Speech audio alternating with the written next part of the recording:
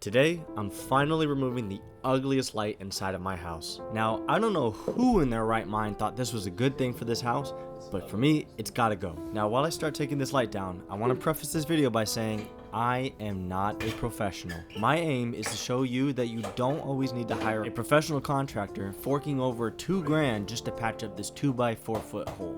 It's not worth it. Now, for the first step of this task, you need to cut the power. Don't do anything else, cut the power. I'm just seeing if there's anything I can see that I need to remove before it just falls through the ceiling. Safety first. I find it myself, it's very easy to forget about safety gear. So whenever you're doing work, make sure you have safety glasses, gloves, knee pads if you need them, and a face mask. So I don't die. Oh, that would suck. Nothing? You're safe? Outstanding. That's lovely. Let me show you what I'm doing. Right over here, while my light's shining on, I'm trying to remove that piece. However, got a bunch of wires in there. So, I got this loose one. That doesn't make me feel good, because I feel like, I don't know if that's a ground. And it's got no ground to go on, so I don't know. I'm not an electrician. I don't know what this is. But I'm gonna give it a shot. We'll figure it out. Just first off, power's already cut off. That's the biggest thing that you have to worry about. Power's off. I tested for power. There's no power. I just have to remove it. It sucks though, because it's 100 degrees, so I'm sweating like crazy. And I've been in here 5 minutes. It's not fun. Let's just get this thing free.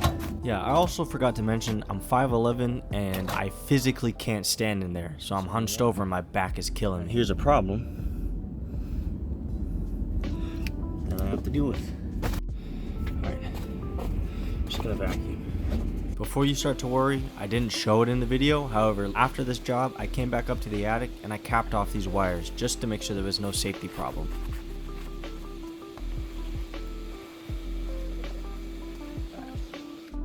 Now that the power is verified off and the area is clean, my next step is to remove the entire light fixture out of the ceiling.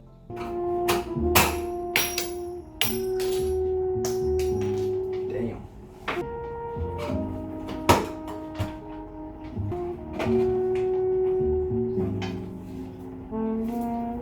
There it is.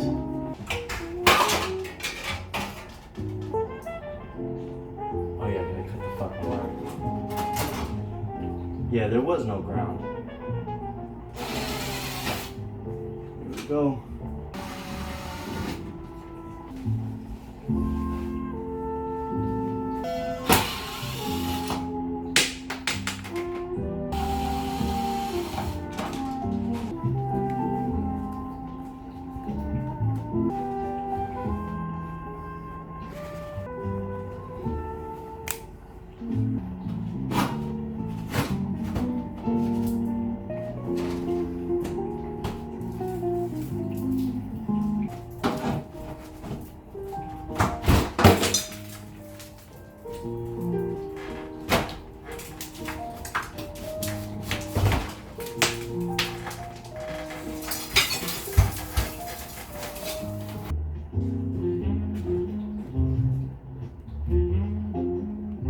Even after the vacuum in the attic, it's still a mess.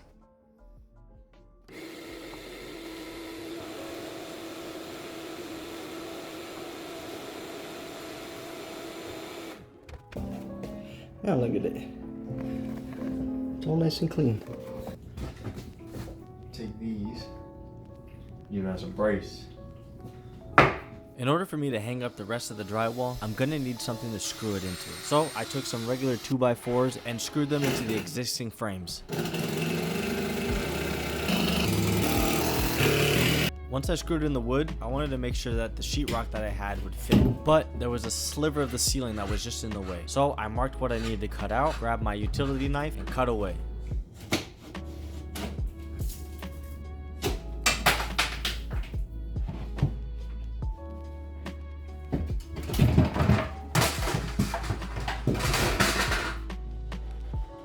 If you don't slip and fall at least once, then you're not doing it right.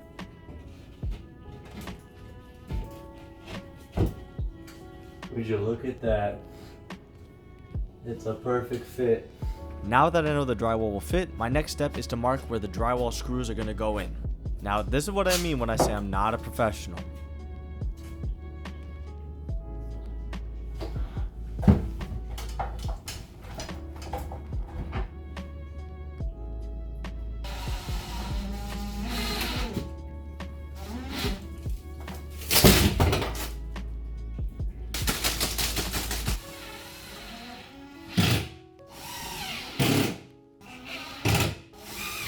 And for those who have never worked with drywall screws, or just drywall in general, you want to make sure the head of the screw sits just below the surface of the drywall. The reason for that is later on in the next step, when you're going to sand and mud, you want to make sure that these screw heads aren't visible. I mean, that's not too bad. Way better than what it used to look like. Next is mudding and taping. For the mud, I used all-purpose joint compound. The putty knives were just some basic thing I found off Amazon. And lastly, I had pre-creased paper tape. Before mudding and taping, you always want to make sure you prepare your space first. So scrape away anything that's sticking out of the wall and wipe down all the dust so the mud will actually stay. Not so much.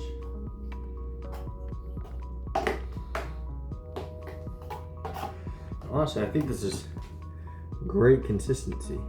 Key thing about the tape is there's a little crease down the center, couple corners. However, I'm not going to be using any quarters at all.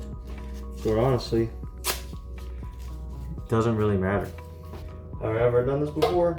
No, but we will trial and error this. Just like most projects, you do want to prepare before you start to work. And if it's your first time ever doing mudding and taping, I highly recommend you cover up the area, because you're definitely going to drop some stuff on the floor and it's just going to be a pain to clean up. If I could go back and redo this one more time, I'd give myself one huge tip. You don't need as much mud as you think you do. As an example, when doing this, I put way too much mud, and eventually once it all dried up, all that compound shrunk and it cracked, which wasn't too big of a deal. However, I had to go back and do some touch-ups to fix it. But yeah, don't put too much mud. It's not necessary. Just put a good amount. You might seem like a little less, especially if it's your first time ever doing it, but I promise it'll save you more time in the future. All right, tip number 2. If you are very keen on having this job look professional, you need to level it. I did not do that, so the boards that I put in are slightly off from the actual ceiling, so it's a bit visible when the light hits it at a certain angle. However, I don't really mind it too much, but if you care about that, definitely level it before you start screwing in your drywall.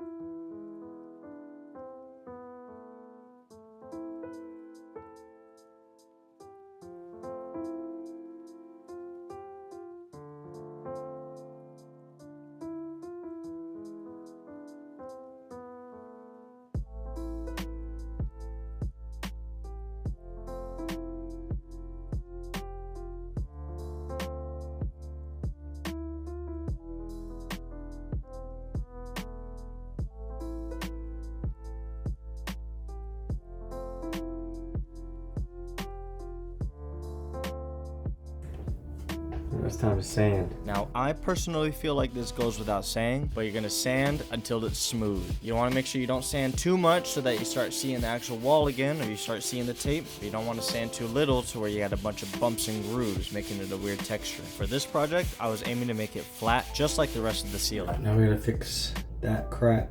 I believe there's another crack over there. And then there's some touch-ups right there I gotta do. Either way, worst case scenario, you can always do a touch-up and resand it.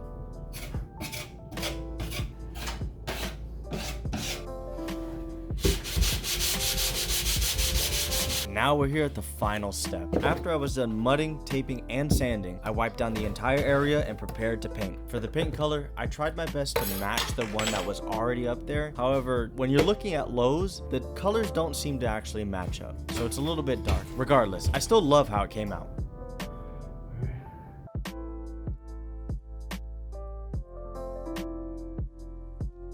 Now, I'm sure you're probably wondering how much all of this cost me. So here it is. In total, everything that I bought for this entire project cost me $174.64. Now, if you want something that's more specific and itemized, make sure to look at the description. I'm gonna have each individual item priced and in total how much it gave me. Now, this total price that I'm telling you does include tax, so depending on where you live, it might differ. Also, I didn't have any painting tools or sanding tools for this drywall project, so if you already have those, then it will probably be a lot cheaper for you. If you enjoy watching projects like these, you should probably subscribe. Literally, as we speak right now, I'm still doing more projects in this house and I'm planning on uploading them. If you want to follow along and see me convert my house into an actual livable place, definitely stick around. Thank you so much for watching, and I'll see you in the next project.